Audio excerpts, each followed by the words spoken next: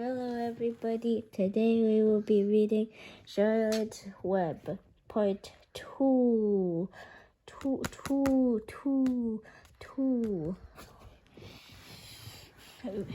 Written by E.B.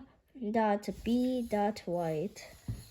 Pictures by Garth Williams. And let's continue where we left off last time. Fitted the nipple over the top and handed it to Fern. Give him his breakfast, she said. A minute later, Fern was seated on the table in the corner of the kitchen, her infant between her knees, teaching it to suck from the bottle. The pig, although tiny, had a good appetite and caught on quickly. The school bus honked from the road. "Run!" commanded Miss Arable, taking the pig from Fern and slipping a donut into her hand.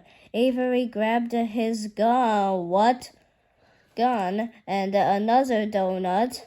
The children ran out to the road and climbed into the bus. Why did he bring a gun to school? What is he doing? What kind of school is this? Fern took no notice of the others in the bus.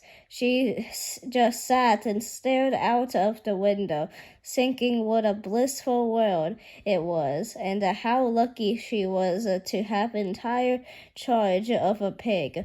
By the time the bus reached school, Fern had named her pet, selecting the most beautiful name she could think of. Its name is Wilbur, she whispered to herself. She was still thinking about the pig when the teacher said, "Fern, what is the capital of Pennsylvania?" "Wilbur," replied Fern dreamily.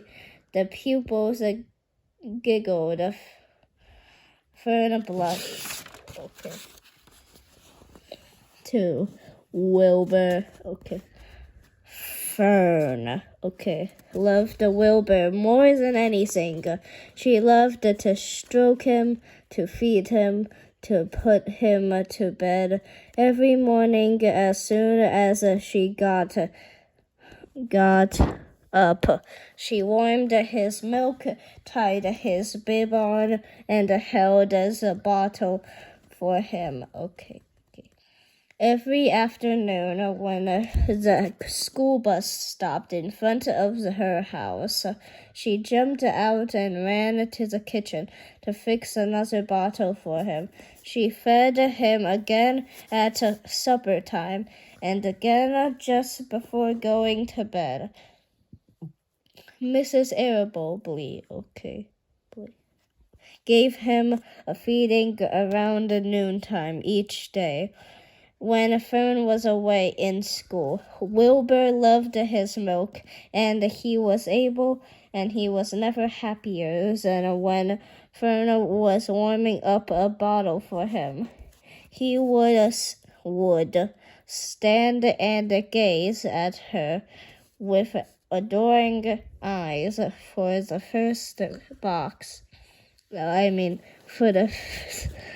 first few days of his life. Wilbur was allowed to live in a box near the stove in the kitchen. Then, when Mrs. Arable complained, he was moved to a bigger box in the woodshed. At 2 weeks of age, he was moved outdoors. It was apple blossom time, and the days were getting warmer. Mr. Arable fixed a small yard specifically for Wilbur under an apple tree and gave him a large wooden box full of straw with a doorway cut in it so he could walk in and out as he pleased. "Won't he be cold at night?" asked Fern. "No," said her father. You watch and see what he does. Carrying a bottle of milk, Fern sat down under the apple tree inside the yard. Wilbur ran to her and said, and she held the bottle for him. Well, he sucked when he had finished the last drop. He grunted and walked sleepily into the box. Fern peered through the door. Okay. Wilbur was poking the straw with his snout. In a short time, he had dug a tunnel in the straw. He crawled into the tunnel and disappeared from sight, completely covered with straw. Fern was enchanted. It relieved her mind to know that her baby would sleep covered up and stay warm.